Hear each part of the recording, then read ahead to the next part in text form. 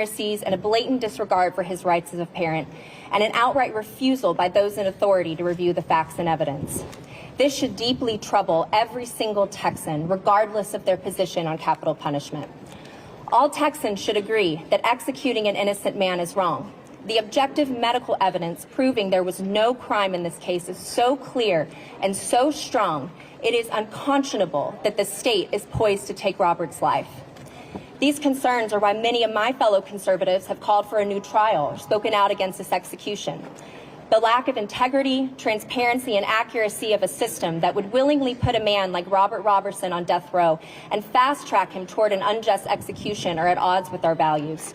It is irresponsible and reprehensible for the state of Texas, a state that prides itself on upholding the sanctity of life, of securing justice, of leading with common sense, transparency, and facts, to allow this execution to proceed in just 12 days.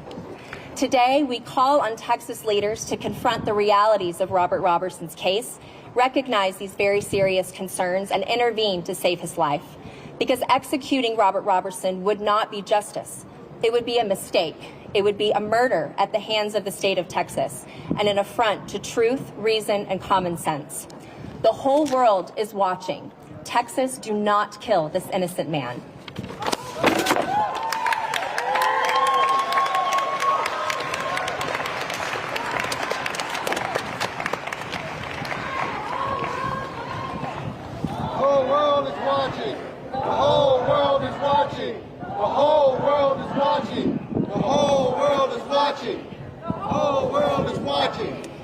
As we kick off our program, I am honored to read a statement from Republican State Representative Brian Harrison. While Representative Harrison couldn't be here today, we're grateful for his steadfast support for Robert.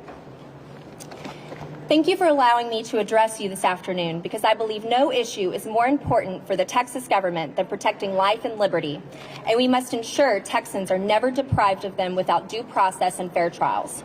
I am a proud conservative Republican, but questions of guilt and innocence should never be partisan. I'm going to start by saying something many of you may disagree with.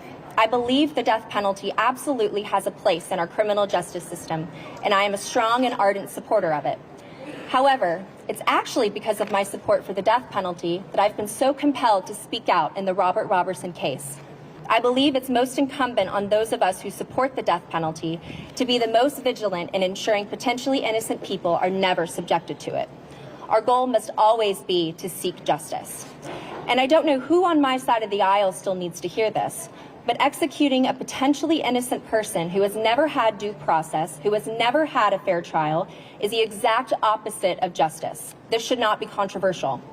I am a fierce proponent for limited government, and all conservatives who claim to be skeptical of government's inability to get things right and who recall Reagan's words that government solutions are often worse than the problems they're trying to solve should join me in being willing to say that I will never blindly trust the government, because the government gets it wrong a lot. Courts are the government, and they can get it wrong too. A year ago, on Robert's previous execution date, President Trump's now Health Secretary, Robert F. Kennedy Jr., made the following statement. Robert Roberson is scheduled to die in Texas at 6 p.m. Central Time. His execution would compound an already serious miscarriage of justice. Governor Abbott needs to step in. That was right then, and that is right now. This is a complex case, but let me try to make it simple. The public is now being confused and given misinformation from the government about how Nikki was supposedly murdered. The official narrative has changed dramatically over time. There are only two options. Was Robert convicted of murder under shaken baby syndrome, as the state said during trial, or was he convicted of beating his daughter to death, as the government dishonestly claims now? If she was a victim of shaken baby, then under the current junk science laws, Robert must be given a new trial because of how that hypothesis has come into doubt in the past 20 years. The government knows this, and that's why they're trying to confuse the public with the new allegation. The new claim is that Nikki was beaten so viciously that she died. This is demonstrably false. If we know anything from the CT scan that the jury was never shown, and the photos, it is that Nikki had no significant bruises, no significant lacerations, and not so much as a single hairline fracture anywhere on her body. Does the government really expect Texans to believe any 2-year-old child could be beaten to death without even one single serious bruise? Apparently they do. What is potentially the most shocking part of Robert's story is that his court-appointed trial attorney simply agreed with the prosecution that this was a classic shaken baby case. Therefore, no jury has ever been presented with any evidence or arguments of Robert's potential innocence. Justice demands that Robert be given a new trial so that a jury for the first time ever can judge his guilt or innocence on the totality of the evidence, including the mountain of potentially exculpatory evidence, something that has never once happened. People can have differing opinions of Mr. Roberson's guilt or innocence, but it is a matter of objective fact that Mr. Roberson was never given a fair trial or due process. The Texas government must never deprive somebody of their life absent due process, yet we are days away from that happening.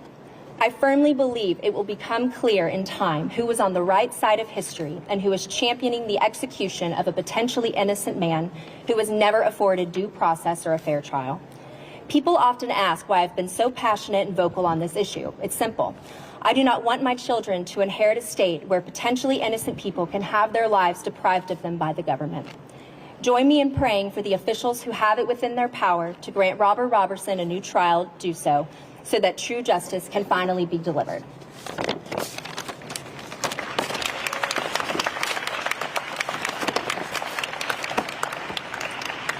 Now, if you'll please welcome State Representative John Busey. Thank you so much, everyone, for being here. One, I want to thank Brian Harrison for those words. I hope you heard them.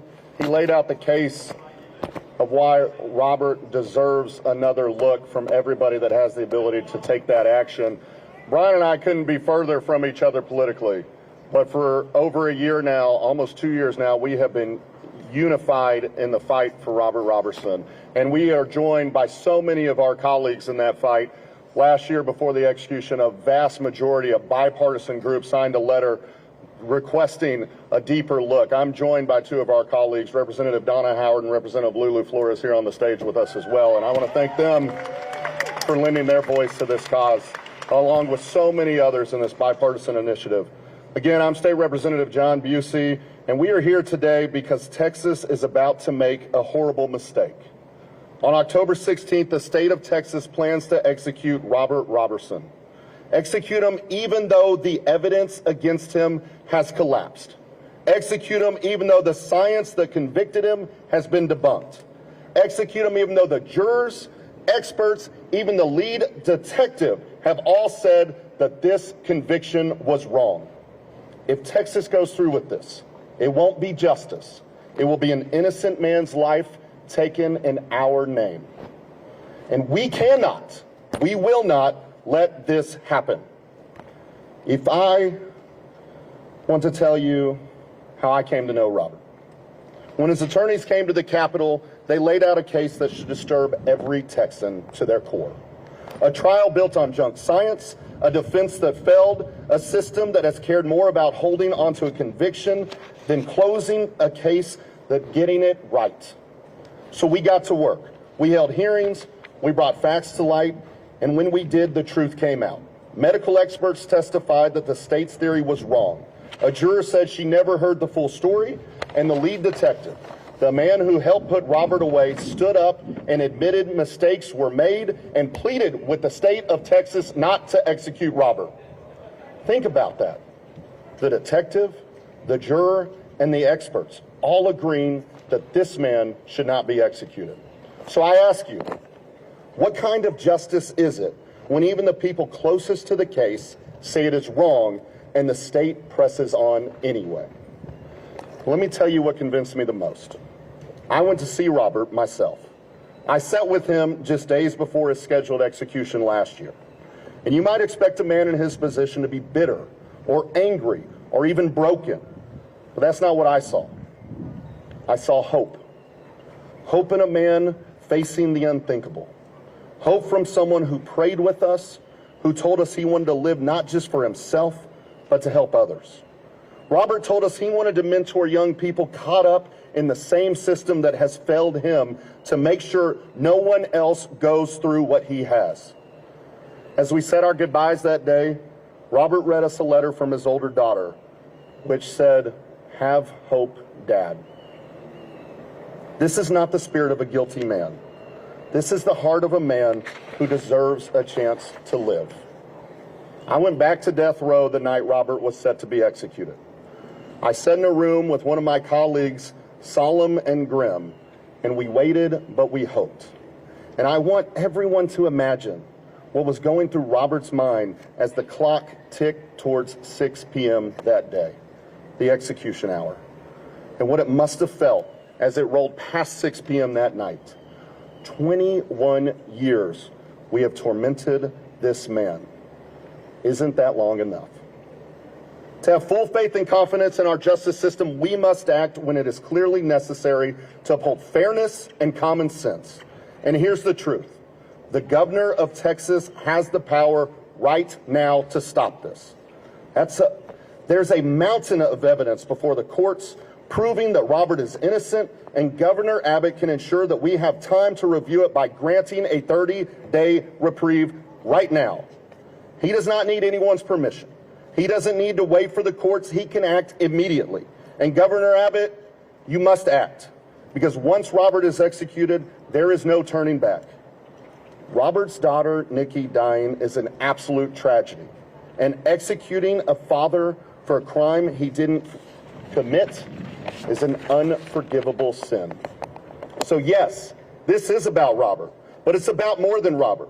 It's about what kind of state do we want to be?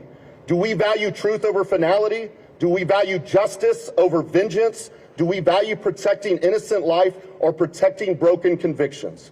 Robert's life is in our hands, and the whole world is watching to see what Texas does next. So let us stand together, let us raise our voices, and let us send this message loud and clear. Texas, don't kill this innocent man. Thank you for being here.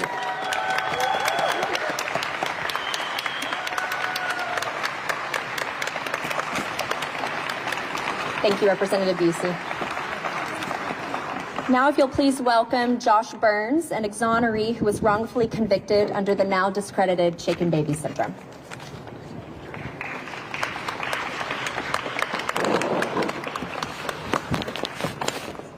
Thank you, everybody, for being here today and coming out under this hot sun. We appreciate all of you. My name is Josh Burns. 10 years ago, I was convicted of a crime I didn't commit in the state of Michigan.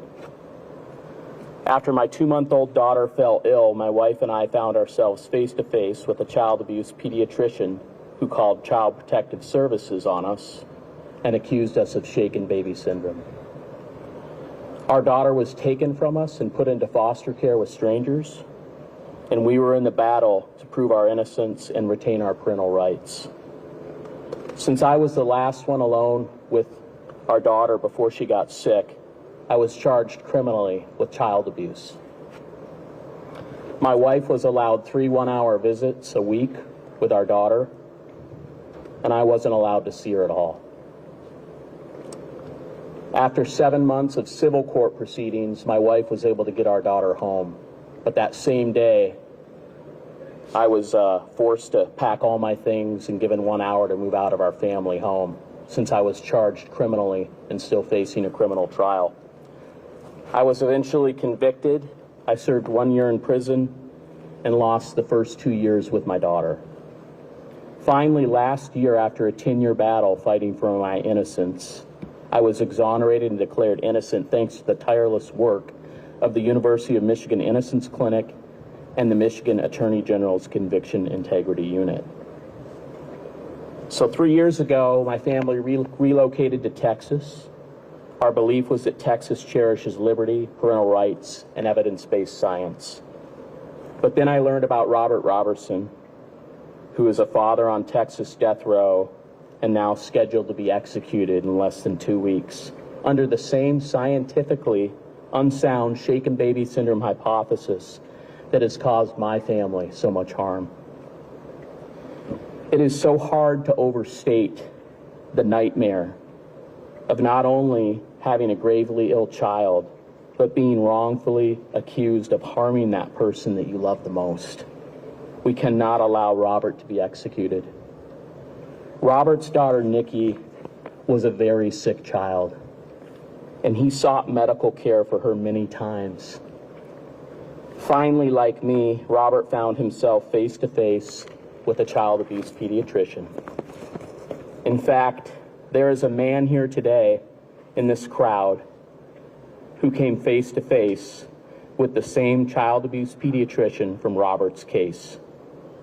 My friend Andrew Rourke was wrongfully convicted of shaken baby syndrome. He spent 13 years in prison here in Texas. Andrew and I had the pleasure of meeting last year at the Innocence Network conference. And we were able to cross that stage together as first-year exonerees. We were actually exonerated the same week last November within 3 days of each other.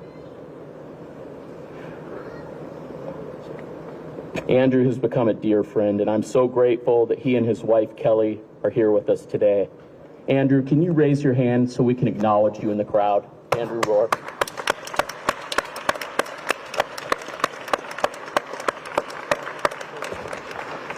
Thank you, brother, for being here. Also with us today, Anna Vasquez. Can you raise your hand for us, Anna? Where's Anna? Anna, another exoneree. She spent 13 years in prison and thankfully was declared innocent and exonerated.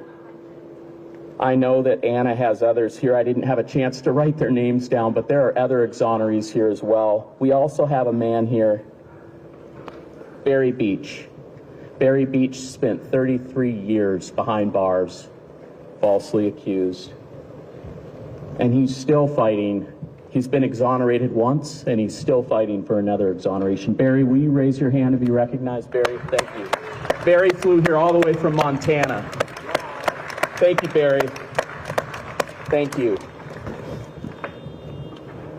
To all my brothers and sister exonerees here today who've been to these Innocence Network conferences, I'm going to try to say this. How sweet would it be to attend that conference with Robert and watch him cross that stage? What a dream come true that would be for all of us, wouldn't it?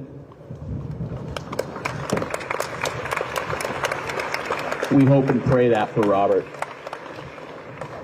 I have worked with so many champions of justice in this fight for Robert's life, from all sides of politics. Law enforcement agencies, groups who support the death penalty, groups who want to abolish it. But the one thing we all agree on is that Robert and Nikki deserve truth and justice. And we all agree the only way we can get truth and justice is to ensure that all the evidence is heard.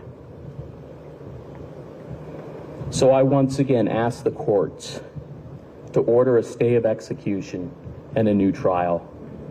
Robert was convicted using junk science that no longer stands under the scrutiny of truth and justice. And Andrew and I stand here today as living proof of that fact. To those in Texas who have the authority to stop this execution, I have this message. Be humble. Seek the truth and seek justice. We cannot undo a wrongful execution, but we can undo a wrongful conviction. You must ensure that you get this right. The integrity of our system of law depends upon you getting this right.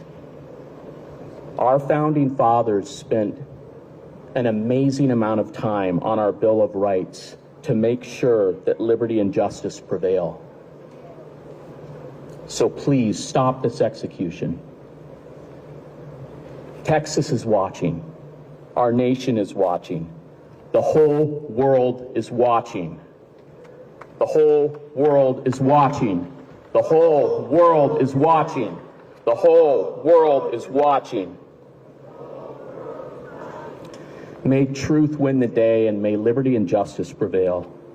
Real quick, my daughter Naomi is 11 and she's autistic like Robert, and she knows a little bit about this case, not all the details, but She knows about Robert, and she knows about Nikki. And she came to me and said, "Dad, how can I help Robert and Nikki?"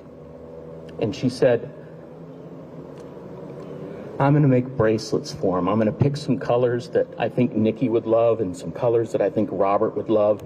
And this little girl, just an amazing heart, she made these bracelets. I have some today. I don't have enough, but I have some. And she wants me to pass them out. So come see me if you want one of these. I'm going to wear this bracelet for Robert and Nikki until they get justice. Thank you so much for being here. Thank you.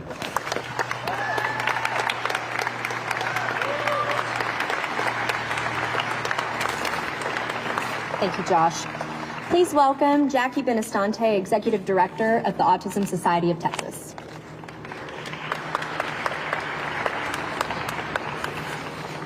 Good afternoon. Thank you for being here today. We stand on these Capitol steps, not just to demand justice for one man, but to confront a failure that should shake every one of us to our core. Robert Roberson is an autistic man. He is also an innocent man. Yet unless we act, he will be executed by the state of Texas on October 16th for a crime he did not commit. This case has shattered something deep inside many of us. Our faith, this is hard. Our faith in the idea that the justice system, even with all its flaws, would ultimately protect the innocent. I used to believe that if an autistic loved one found themselves misunderstood in the wrong place at the wrong time, the truth would win out. But Robert's story has forced many parents of autistic loved ones and autistic adults to confront a chilling reality, that when autism meets ignorance in the courtroom, justice is not guaranteed. In 2002, Robert brought his 2-year-old daughter, Nikki, to the only hospital in rural Palestine, Texas. She had a high fever, a history of chronic illness, and had been prescribed medications now known to suppress breathing in children. Tragically, Nikki passed away. The medication that Robert was instructed to give his daughter likely contributed to Nikki's tragic death. Robert did what any loving father would do. He sought help.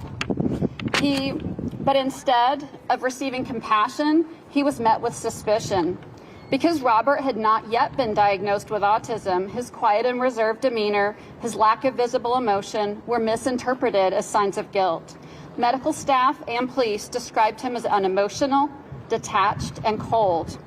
These misperceptions became the foundation for the prosecution's case. But here's the truth. Those weren't signs of guilt. They were signs of autism. Too often, people with autism are misunderstood and misjudged when they come into contact with the criminal justice system. Robert did not present like the hospital staff or the police expected a concerned father to act, so they rushed to judgment against him. Robert wasn't formally diagnosed with autism spectrum disorder until 2018, long after his trial. But as many adults who we see receive a late autism diagnosis, signs were always there. From as early as preschool, he was identified as a child with special needs, including a significant speech delay. He received both speech therapy and special education services, clear indicators of the neurodevelopmental challenges that would later be recognized as autism. At his 2003 trial, none of this was presented. Robert didn't testify. No expert explained what autism is or how it affects communication or emotional expression. The jury never heard that his outwardly calm appearance was not indifference. It was due to his autism. They didn't know that his body language, his posture, his lack of eye contact, so easily misjudged by observers, masked deep distress and heartbreak. The jury never had the chance to truly understand who Robert Roberson is. And because of that, they sentenced him to die. This case is more than a tragic error. It's a warning. It tells us that the criminal justice system is still unequipped to understand autism, that we are criminalizing disability. If we let this execution go forward, we are saying that misunderstanding someone's neurology is enough to kill them. As executive director at the Autism Society of Texas, I've seen the progress we've made in raising autism acceptance. But Robert's case just shows how far we still have to go. If the state proceeds with this execution, It will not only be executing an innocent man, it will be sending a message that being autistic in America can be a death sentence when the system fails to understand you. We must not let that happen. I call on Governor Greg Abbott and every person with the power to intervene. Stop this execution. Re-examine the evidence. Listen to the science. Listen to the experts. Listen to your own conscience. The whole world is watching. Say, the whole world is watching. The whole world is watching.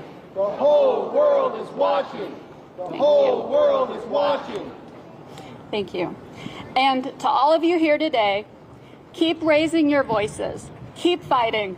Not just for Robert Roberson, but for every innocent person, for every autistic person who deserves to live in a world where being misunderstood doesn't cost them their life. Thank you.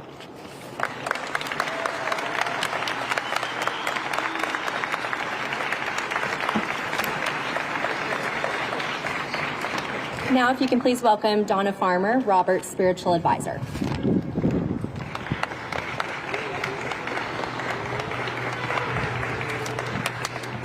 See everybody getting up here with something to read, and I'm just winging it.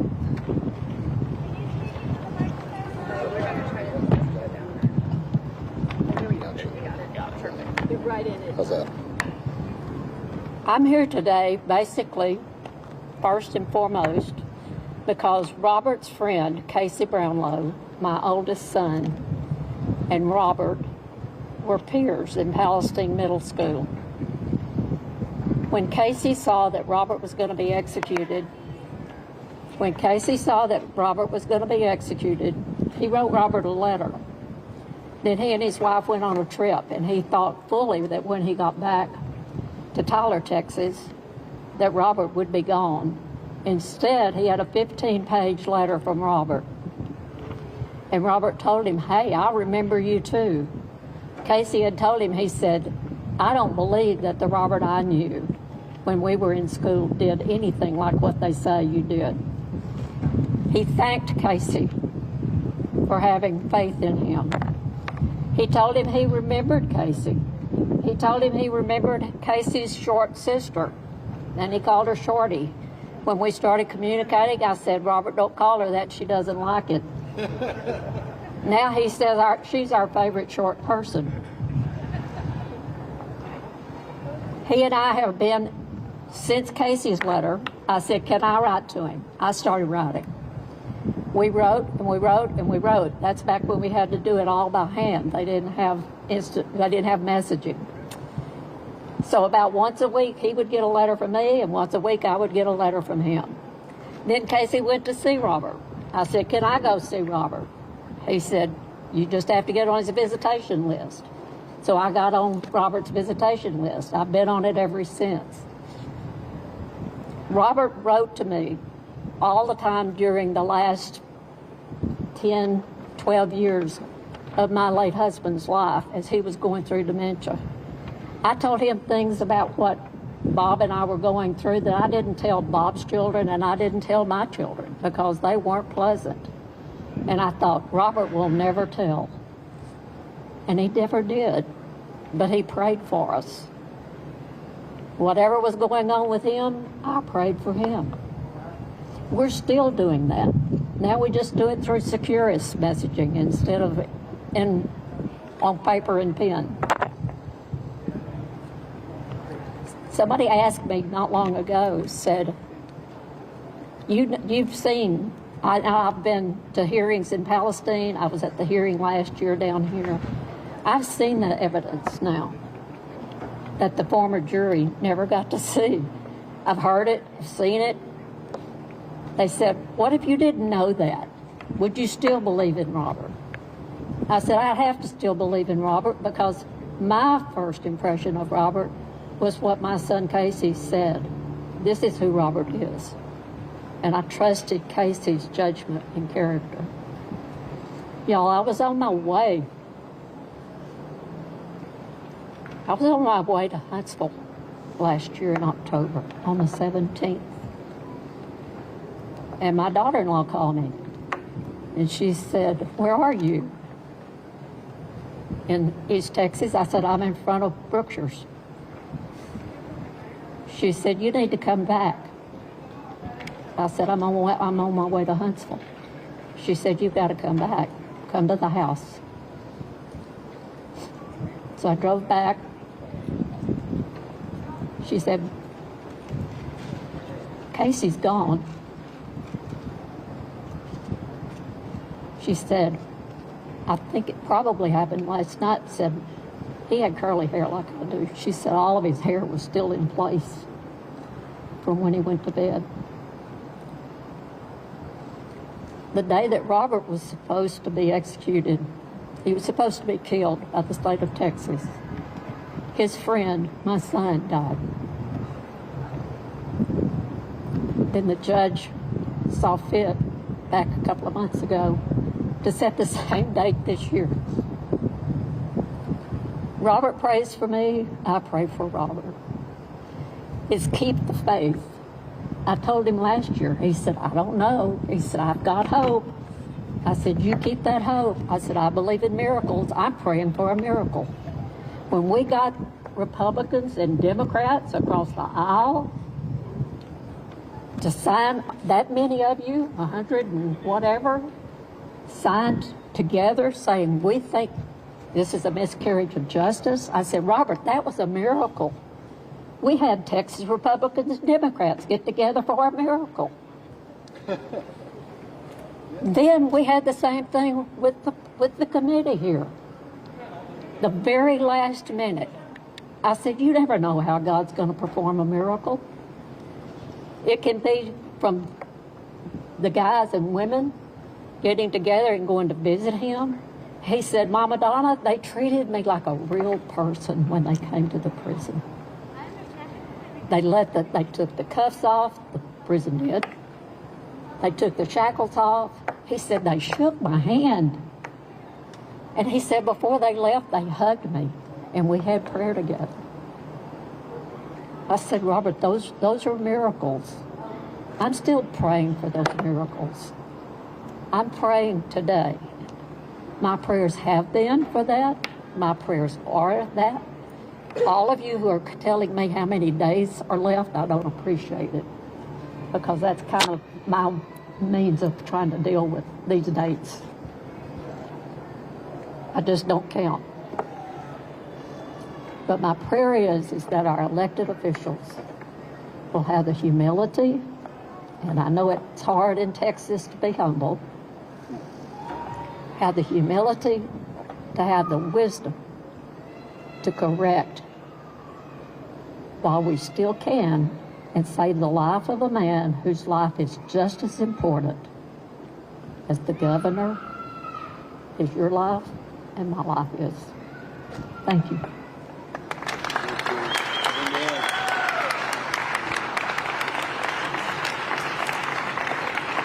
Thank you, Donna.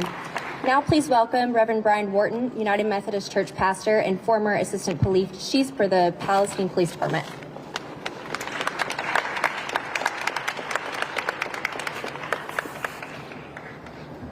I am all of those things and a few others.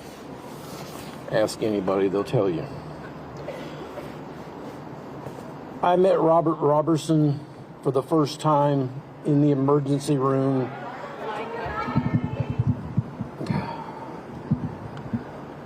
I met Robert Roberson for the first time in the emergency room at Palestine Regional Medical Center. I was a police officer.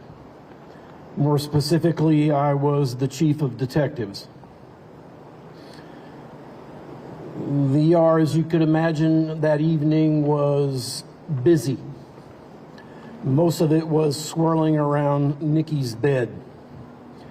And everybody had a story to tell about what was going on. The nurses, the doctors, Robert, and others. And out of all those voices that we were hearing that night, we gave the least credibility to the one, it turns out, we should have listened the closest to. Because, you see, Robert's story was just too simple, too easy. In our perceptions, Perceptions of the police officers and all the rest of the experts in the room just couldn't accept that simplicity. Someone needed to be responsible for Nikki's condition. And so we all went to work.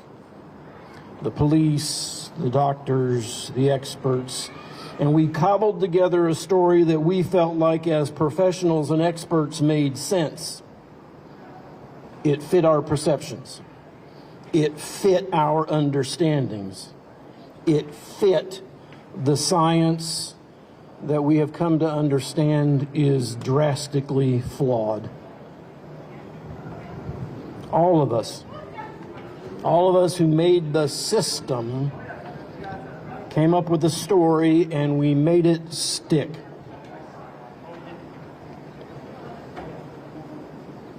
I have to say, though, by the time we got through the trial, I wasn't comfortable.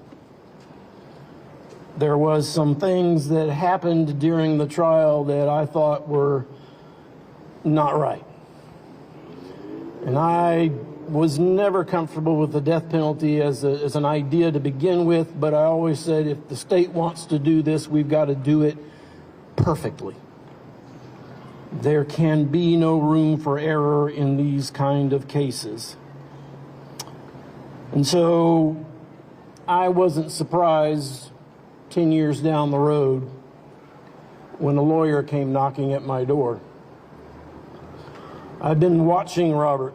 The Department of Corrections keeps a website with all the death penalty cases on it, and I was watching it, and I assumed that as long as his name was still on the list, as long as I could still see him, he was alive, and there was an attorney trying to get him some relief, someone advocating for Robert. And surely those errors that I could see in the trial was sufficient for some sort of relief. And it didn't come. But his attorney did.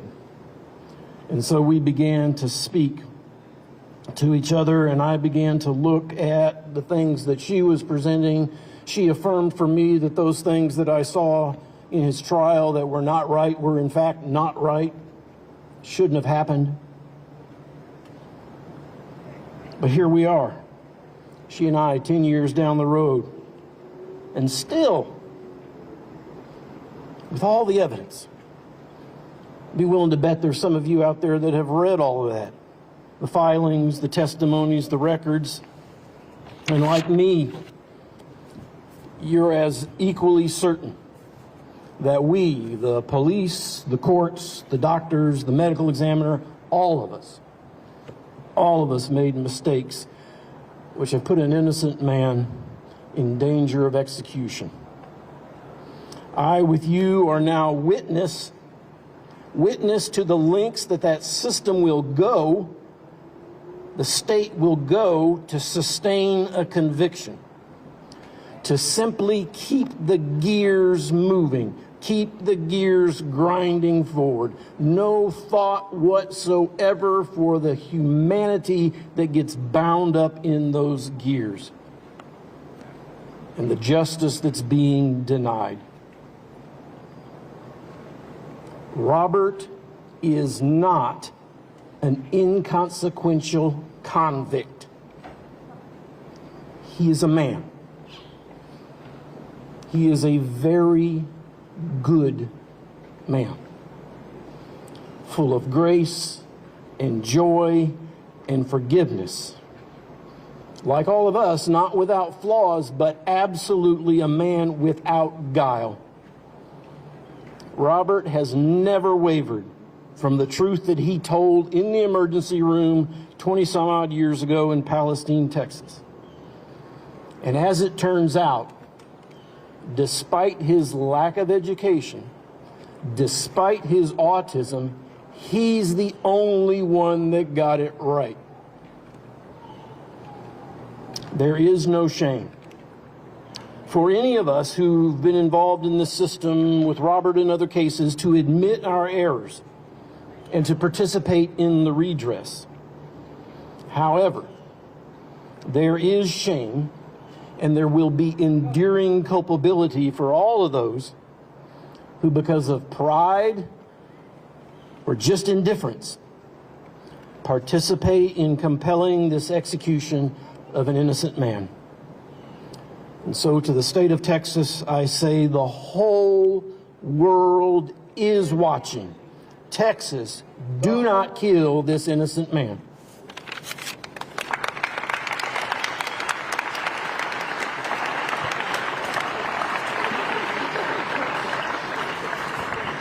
Thank you, Reverend Wharton. Now we'll hear from Tom Mooney of Bikers for Christ, who will read a statement from Robert.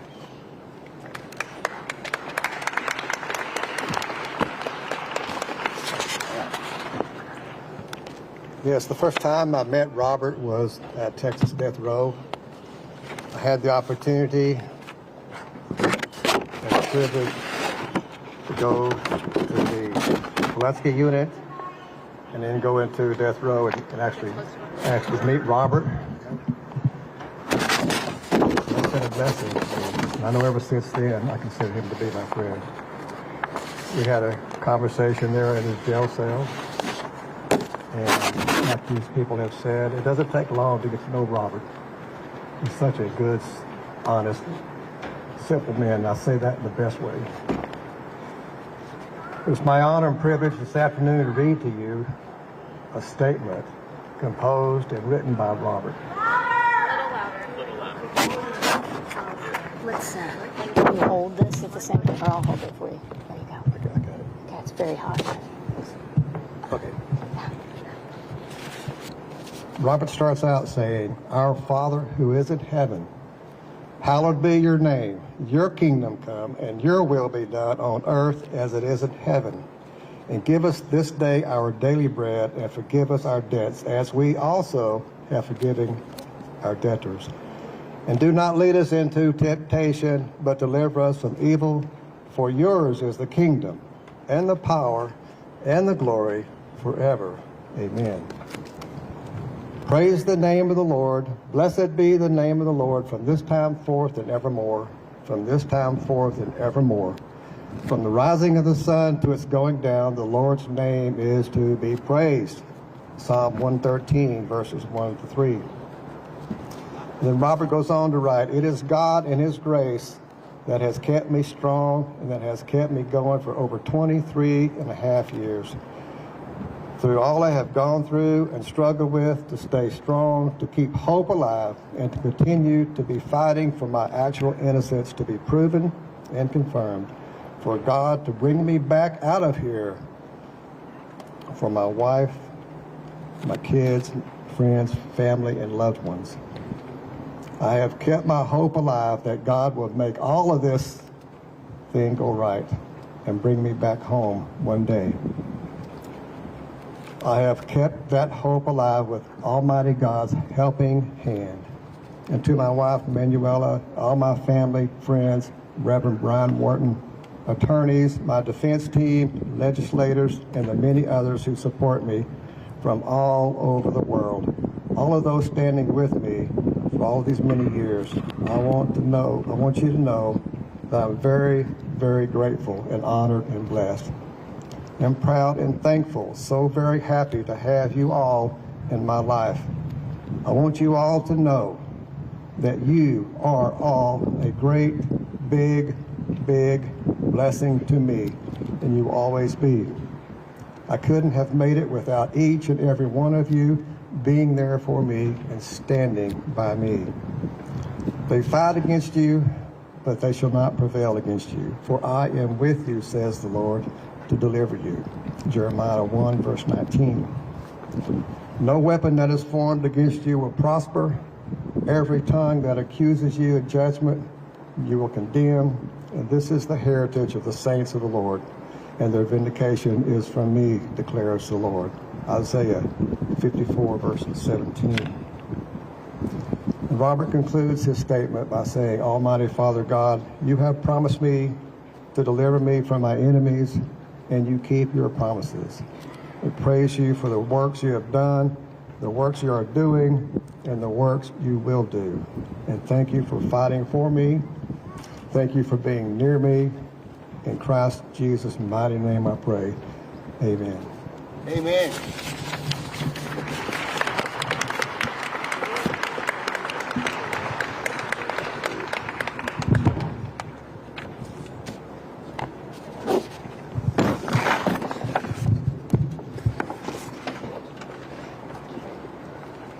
Thank you, Tom. Finally, we will hear from Gretchen Swin, Robert Roberson's attorney.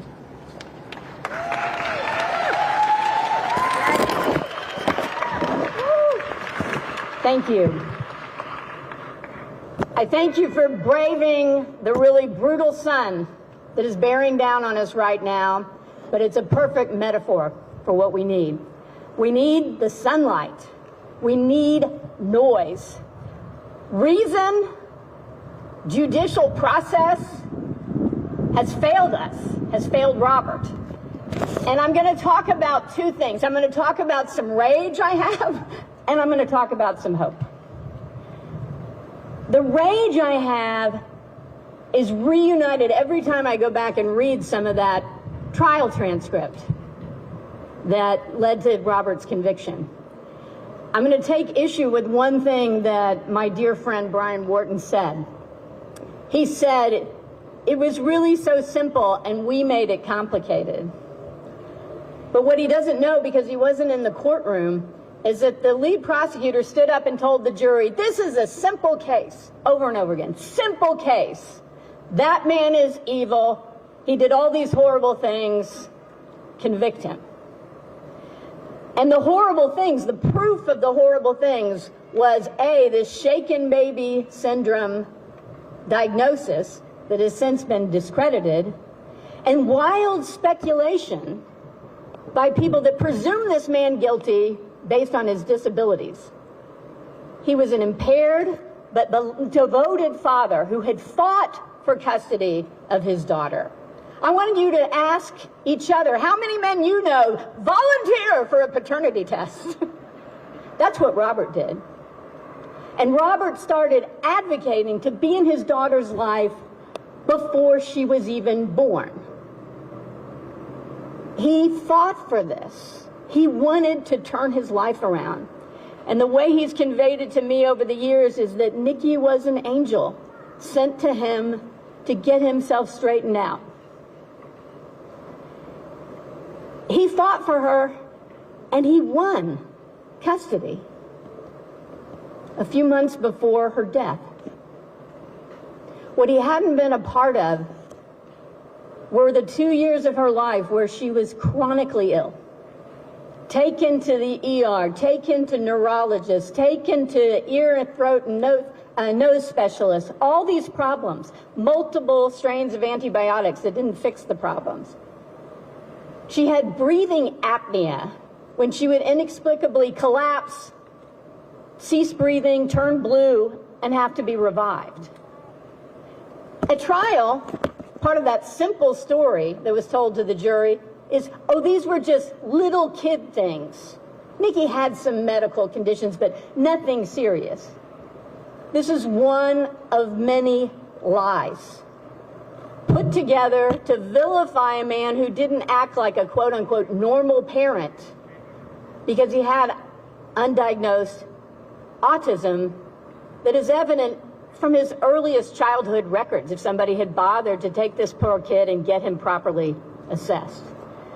But that trial enrages me because nothing in there has anything to do with the Robert I've known over the past 10 years of trying to fight against the attempts to kill him. It also boggles the mind, the due process violations, the things that were allowed for people to say and speculate without any basis in reality. But that trial was all based on shaken baby syndrome, and there were doctors willing to say, oh, if you see these symptoms, definitely that's proof that violent shaking occurred. And I'm telling you, there are still people who believe that. But they are not people keeping up with the science, the actual scientific inquiry that has rebutted this hypothesis that was thrown out there in the 1970s and has unfortunately been used to ruin a lot of families. But no one, other than Robert, is facing the prospect of execution based on this flawed scientific hypothesis. Now, the trial was one thing, but over the last 10 years, people have alluded to this, we have amassed a mountain of evidence from highly credentialed specialists explaining what was going on with Nikki, something that was never investigated. There was a shaken baby diagnosis made. She was taken off life support without Robert's knowledge or consent while he was barred from the hospital. And then an autopsy was performed hastily the next day after he'd already been arrested.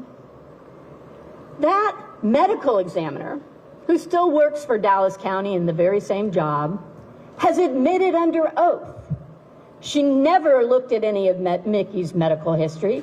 She never looked at the CT scans of her head showing no significant trauma, never looked at the toxicology report she'd ordered showing serious medications still in this child's bloodstream that had been prescribed to her that week by doctors who missed a very serious pneumonia that was ravishing her lungs. A lung disease and respiratory suppressing medications, including codeine, a narcotic given to a 2-year-old. It's no longer a mystery what happened to Nikki. It was not shaking.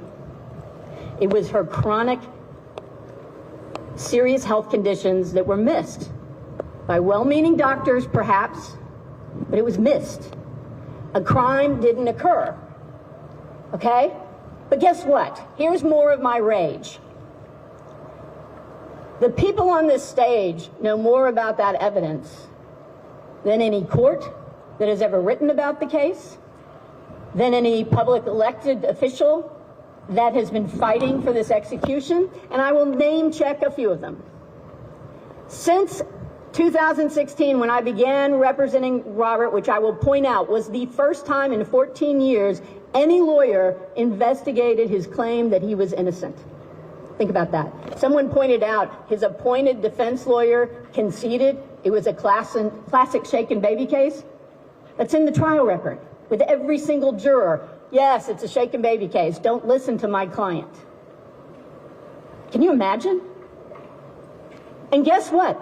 The judge who appointed that lawyer was the one who stripped Robert of his parental rights after Nikki was already dead, and whose son was one of the lead prosecutors. This is a small town justice in Texas. All right, but that DA that led the charge to get this shaken baby diagnosis case taken to, the level of a death penalty, he's gone. The new DA, who was there at the time of trial, I thought, she's got to be willing to sit down with me, hear what the real evidence is. Every time, I've been denied. The elected DA in Anderson County, Allison Mitchell, has refused ever to meet with me or any of my intermediaries to hear about the complex evidence. And you'll say, oh, well, she could just study that on her own. No. It is reports from pediatric radiologists, neuropathologists, toxicologists, et cetera, et cetera. You can't just sit down as a lawyer and figure this stuff out. She wouldn't talk to me. But you can go back and listen to her testimony in this building behind us and see how well she knew the case when she set that execution date last year. She couldn't answer a single question about what had been said at trial versus what the new evidence was. She couldn't even identify the expertise of her own hired gun expert. She didn't know but he had the answers. It was mind-boggling. I urge you to listen to that recording. And one of our brave lawmakers, I believe it was Representative Harrison, who spoke through Nan today, he kept asking her, I'm a little troubled that you're setting this execution date and you seem to be so unfamiliar with the case. All right, a miracle happened. You've heard some about the miracle. Why are we here again? When all that came out, right here in this Capitol. Well, that DA decided to hand over responsibility to the Attorney General's office. That was in June. A week later, they're 1 week on the case, this complicated case that's been going on for 10 years. They seek another execution date. Would they meet with me? No. Every request I've made directly to the Attorney General's office and through intermediaries, denied. Guess what? We've also offered to meet with the medical examiner whose report from 23 years ago, they keep waving around saying, here's the truth. This autopsy report has been completely debunked. And that medical examiner has admitted under oath the litany of things she never considered. But would she sit down and talk to more experienced experts who could show her what they were seeing in Nikki's lung tissue, in the blood work, the bleeding disorder, the toxicology showing these fatal levels of respiratory suppressing drugs in Nikki's system? Would she sit down with NFS? What do you think? No. All right, so I'm kind of mad. And I feel a little like a hobbit fighting against orcs, okay? Because the orcs are out there on the internet spewing garbage day in, day out, lying about Robert, lying about this case. You should be enraged. A lot of these people are elected representatives. I have no clue what they're doing. They certainly know nothing about the new evidence, and they never mention it. They keep reciting that autopsy report, but then they've added a whole new layer of lies. The new lie is that Nikki was beaten to death.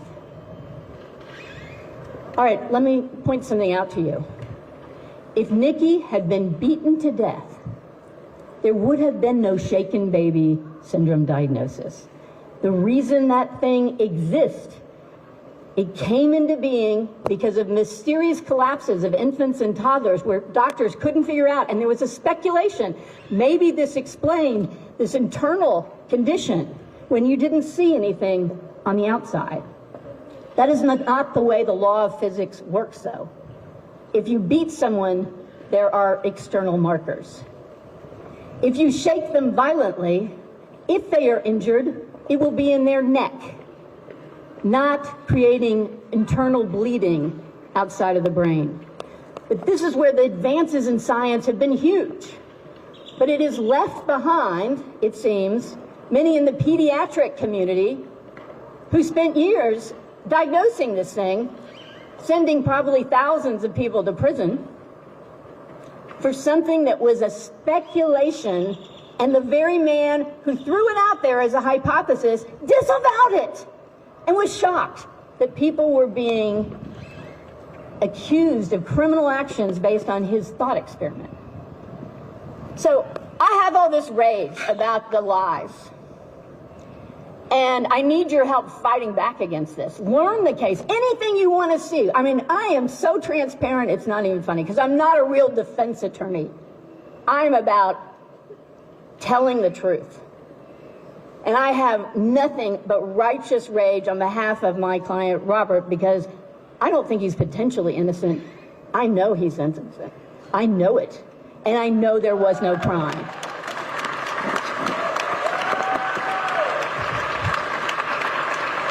And now we need some hope. And part of my hope comes, I'm way too long-winded all the time, but I get hope looking out and seeing these faces. And I hope you represent the 10 more people you will go and tell about Robert's case. You will look for accurate information about his case, and you will share it. You will fight back against these trolls, these orcs on the internet spreading garbage to try to justify a wrongful execution. Who does that? How is that justice? How is that protecting the sanctity of life? How is that honorable in the face of the tragic death of beloved Nikki? It is, quite frankly, disgusting. So I will say we will continue as the legal team to do everything we can to urge those in positions of power to acknowledge, finally, the overwhelming evidence that Robert is innocent and that no crime occurred. As Texans, like you, I am one, I'm interested in things like truth and justice.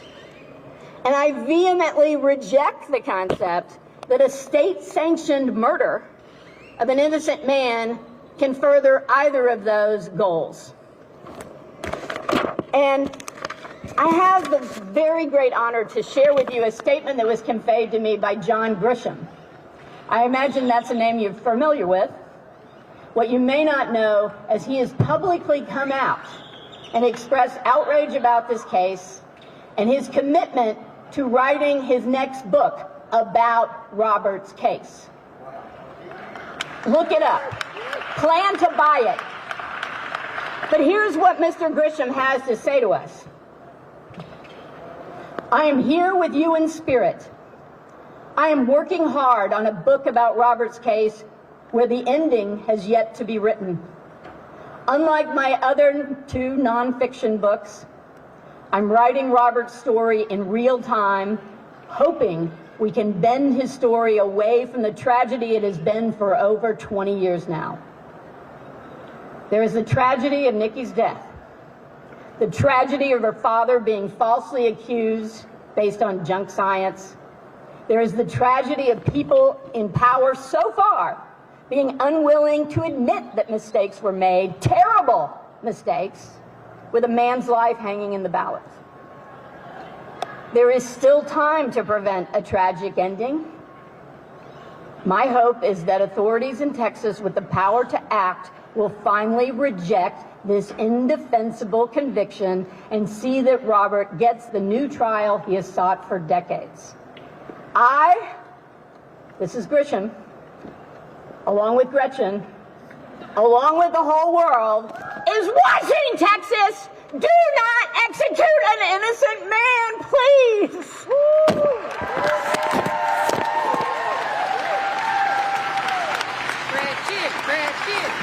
And I'll tell you, people, there are some really powerful voices up here on the stage, and we have committed to making ourselves available to journalists who want to ask us questions. We will stay here until we collapse, but we'd like to do it in the shade.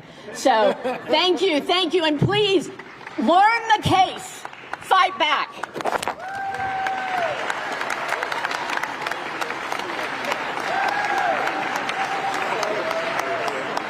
Thank you all again for being here. For media, credentialed media that has questions, we will meet you over in the shade. Thank you. Wait, you guys want to do a quick group picture? Real quick? Let's do it right up here. Gretchen, let's do a group shot. And Barbara, Donald. Would love to get a quick photo of all the speakers. Okay. Oh, do you want us up there or not? Yeah. And with it. If you want to. Okay, we're getting Gretchen. We're gonna get a group picture. Okay, ready?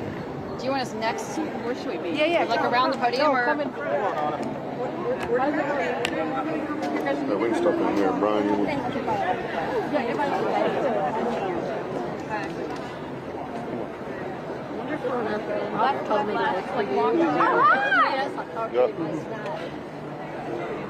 Thank you for being here.